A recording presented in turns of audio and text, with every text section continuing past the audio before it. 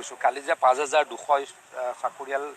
চাকৰিয়ালে চাকৰি পালে মানে ল'ৰা ছোৱালীয়ে চাকৰি পালে এটা ক'ৰবাত এটা স্পেচিফিক প্লিজ দেখাওকচোন মই কালিও কৈছোঁ আজিও দেখুৱাইছোঁ যে ধনী ঘৰৰ ল'ৰা কিন্তু একেবাৰে গাদা ক'ৰবাত চাকৰি পাইছে নেকি ধনী ঘৰৰ ল'ৰাইতো চাকৰি পাব ক'ৰবাত ধনী ঘৰৰ চোকা ল'ৰাই চাকৰি পালেতো আমাৰ আপত্তি নাই ধনী ঘৰৰ কিন্তু গাধা ধনী ঘৰৰ কিন্তু দৌৰিব নোৱাৰা তেনেকুৱা যদি এটা দেখুৱাব পাৰে মোক কওক মই চেলেঞ্জ কৰিছোঁ কালিও কৈছোঁ আজিও কৈছোঁ আপোনালোকক চেলেঞ্জ কৰা নাই মই বিৰোধী সদস্যসকলক চেলেঞ্জ কৰিছোঁ